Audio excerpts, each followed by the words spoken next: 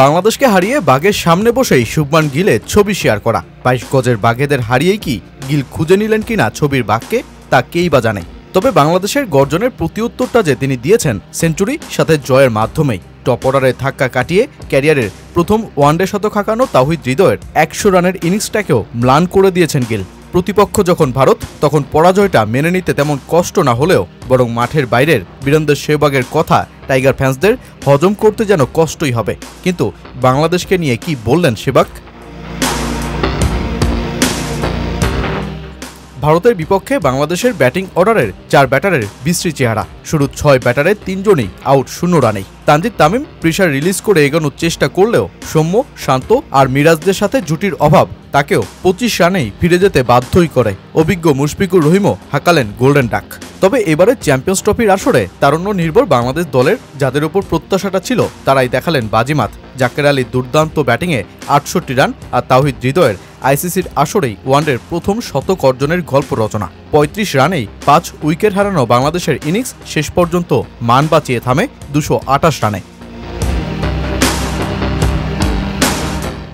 যেই ম্যাচ ভারতীয়রা 6 উইকেটেই জিতে নেয়। রোহিত শর্মার দুর্দান্ত শুরু, শুভমান গিলের 101 রান আর লোকেশ রাহুলের 41 রানের ইনিংসে ভর করে। ঠিক যেই মাঠে ভারতীয় পেসারদের বিপক্ষে দাঁড়াতেই পারল না বাংলাদেশ, সেই একই মাঠে উল্টো বাংলাদেশের পেসাররা তাসকিন বাদে বাকিরা খরুচে। ভারতের যেই দাপুটে জয়ের পর অনেকেই তাওহিদ হৃদয়ের অত্যন্ত চাপের মুহূর্তে খেলা সেঞ্চুরির প্রশংসা করলেও বীরেন্দ্র সেহবাগ হাঁটলেন ভিন্ন পথেই।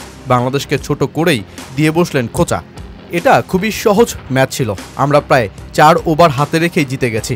গিল রয়েস হয়ে খেলেছে। যদি রোহিত শর্মা, বিরাট কোহলি বা শ্রেয়স আইয়র আরও বেশি সময় ক্রিজে থাকতো তাহলে ম্যাচটা 35 ওভারেই শেষ হয়ে যেত।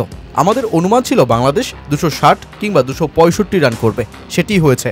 এটা অসাধারণ ক্রিকেট খেললেও হয়। আমি আজ বলবো বাংলাদেশ বাংলাদেশই, তাদের যেন অস্ট্রেলিয়া, ইংল্যান্ড, দক্ষিণ আফ্রিকা না ভাবি। পাকিস্তানের সাবেক ক্রিকেটার রমিজ রাজা অবশ্য নিজের ইউটিউব চ্যানেলের ভিডিওতে বাস্তবতার পথেই হাঁটলেন। হৃদয় ও জাকেরের ওই মুহূর্তে জুটিকে অসাধারণ বলেই আখ্যায়িত করেছেন তিনি। বললেন হৃদয়ের মধ্যে তিনি দারুণ সম্ভাবনাই খুঁজে পান ভবিষ্যতে। বাংলাদেশ যে অবস্থায় ছিল মনে হচ্ছিল 100 রানও হয়তো করতে পারবে না, কিন্তু সেখান থেকে ইনিংসকে টেনে নেওয়াটা দারুণ ছিল। জাকেরের পারফরম্যান্সও অসাধারণ ছিল।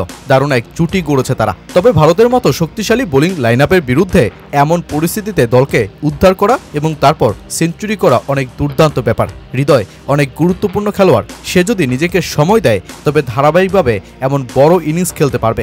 হৃদয়ের মাঝে দারুণ সম্ভাবনা আছে।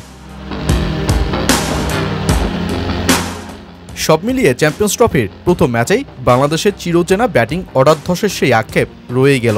এই ব্যর্থতা ঘুচিয়ে পরবর্তী ডু অর ডাই ম্যাচে বাংলাদেশ ঘুরে দাঁড়াতে পারবে কিনা এখন সেটাই দেখার বিষয়।